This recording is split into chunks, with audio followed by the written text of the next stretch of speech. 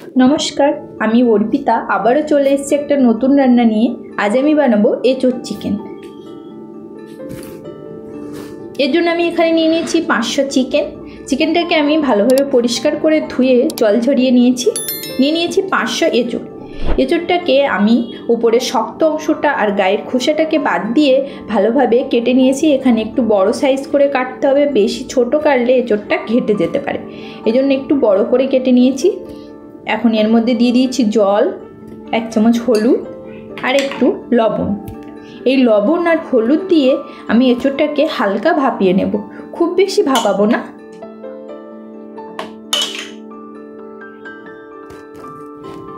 রান্নার জন্য আমি এখানে নিয়ে নিয়েছি 2টো বড় সাইজের পেঁয়াজ, আদা, 19-20 কোয়া রসুন, একটা টমেটো আর 8টা কাঁচা লঙ্কা।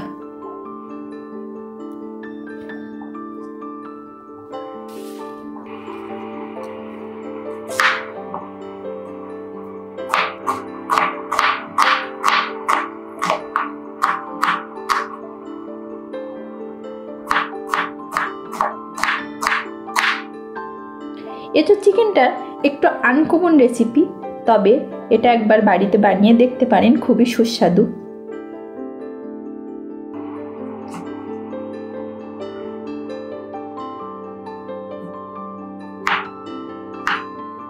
পেঁয়াজ এবং টমেটোটা আমার কাটা হয়ে গেছে। এবার এগুলোকে সাইডে সরিয়ে রেখে আমি নিয়ে নিচ্ছি একটা মিক্সিং জার। এর মধ্যে দিয়ে দিলাম আদা, রসুন আর কাঁচা লঙ্কা। এতে একটু জল দিয়ে আমি একটা মিহি পেস্ট বানিয়ে নেব।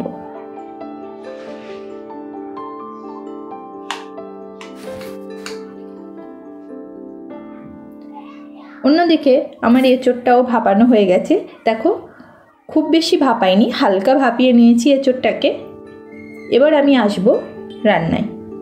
কড়াইতে বেশ কিছুটা পরিমাণ তেল দিয়েছি। ফোড়নের জন্য দিয়ে দিচ্ছি গোটা জিরে, শুকনো লঙ্কা।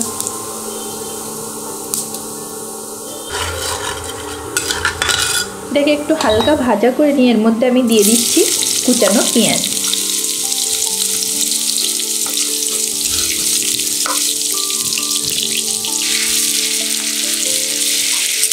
পেঁয়াজটাকে এবার আমি হালকা ব্রাউন করে ভেজে নেব তেলের মধ্যে বেশ ভালোভাবে। তেজপাতাটা আমি ফোড়নে দিতে ভুলে গেছিলাম, এখন আমি এর মধ্যে তেজপাতাও দিয়ে দিয়েছি।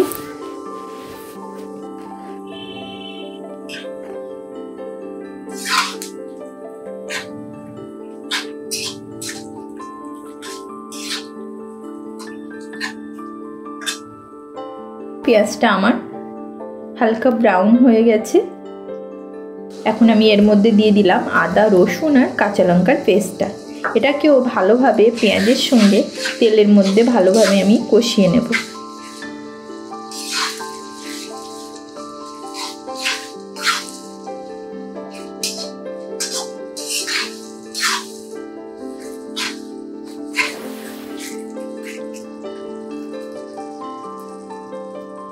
এই সময় বারবার নেড়ে নেড়ে কষাতে হবে, কারণ আদা রসুন কড়াইয়ের নিচে লেগে যেতে পারে, এই জন্য।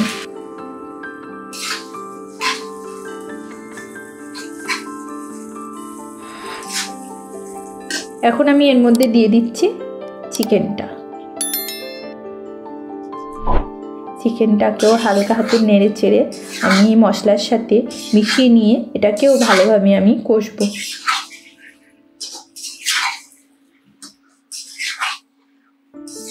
চিকেনটাকে বেশ সময় ধরে একটু নেড়ে চেড়ে কষিয়ে নেব আমরা এখানে।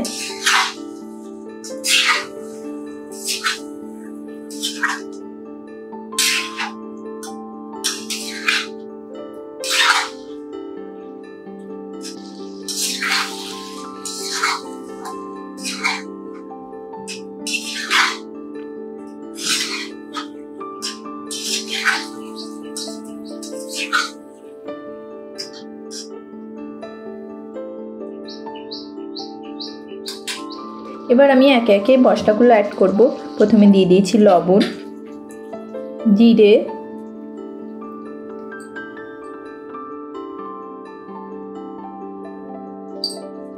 ধনে গুঁড়ো,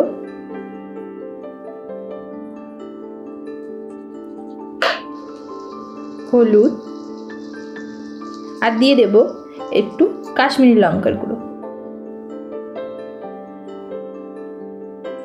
এবার মশলা দিয়ে চিকেনটাকে সুন্দরভাবে কষাতে থাকবো। বেশ অনেকক্ষণ ধরে এটা কষাতে হবে।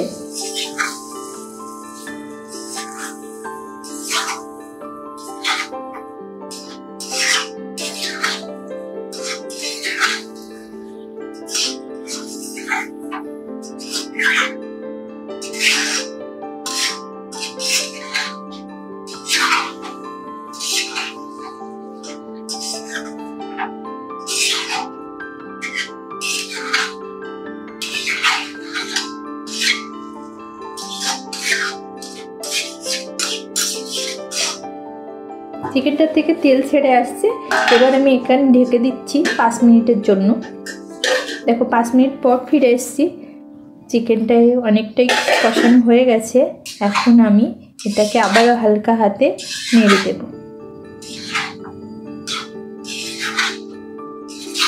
এই রান্নায় একটু বেশিক্ষণ ধরেই চিকেনটাকে কষিয়েই রান্না করতে হবে।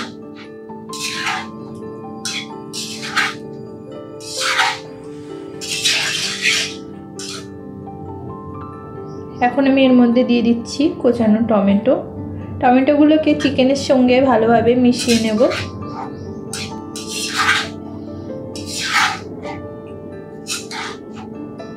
আবার আমি ঢেকে দিচ্ছি 5 মিনিটের জন্য।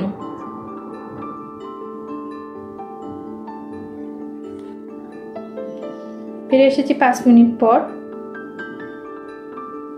টমেটোগুলো আমার অনেকটা গলে এসেছে। এবার চিকেনটাকে আবারও একটু হালকা হাতে নেড়ে দিচ্ছি।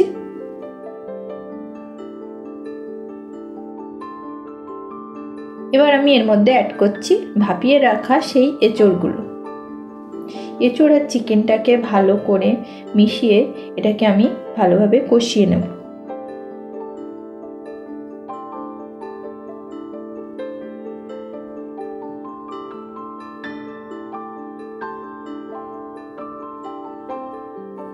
আবারও ঢাকা দিয়ে দেবো আমি 5 মিনিটের জন্য।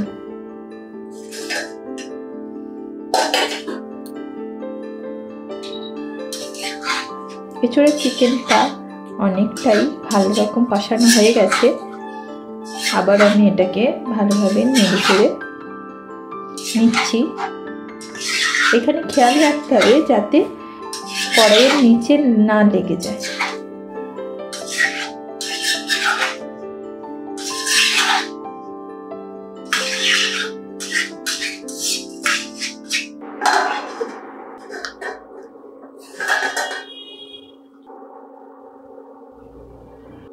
চিকেন এবং এঁচড়টা আমার ভালো মতো কষানো হয়ে গেছে। এখন আমি এর মধ্যে অ্যাড করব পরিমাণ মতো জল। এবার এগুলোকে একটু ভালোভাবে মিশিয়ে দিয়ে আমি এটাকে 10 মিনিটের জন্য ঢাকা দিয়ে ফুটতে দেব। 10 মিনিট পর ফিরে এসেছি। চিকেনগুলো আমার এখন ভালো মতো সেদ্ধ হয়ে গেছে। এঁচড়গুলো যেহেতু আগে থেকে ভাপানো ছিল হালকা, সেই জন্য এঁচড়গুলোও বেশ ভালো মতো সিদ্ধ হয়ে গেছে। দেখুন এঁচড়গুলো কিন্তু একদম গলেনি, গোটা গোটাই আছে, কারণ একটু বড় করেই কাটা ছিল। তোমরা যখন এঁচড়টা কাটবে একটু বড় করেই কেটো, তাহলে মাংসের মধ্যে ঘেটে যাবে না। এই সময় আমি একটু টেস্ট করে দেখেছি একটু লবণ কম আছে বলে আমি এর মধ্যে একটু লবণ দিয়ে দিচ্ছি।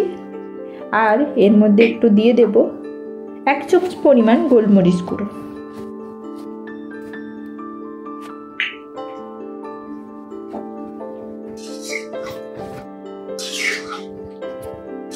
গোলমরিচ গুঁড়ো আর লবণটাকে আমি মাংসের মধ্যে ভালোভাবে। এখন আমি এর মধ্যে দিয়ে দেব গরম মশলা, যেটা মাংসের একটা খুব গুরুত্বপূর্ণ উপাদান। গরম মশলাটাকেও চিকেনের মধ্যে আমি ভালোভাবে মিশিয়ে নিয়েছি। নিয়ে এটাকে আমি ঢেকে রাখবো 2 মিনিটের জন্য।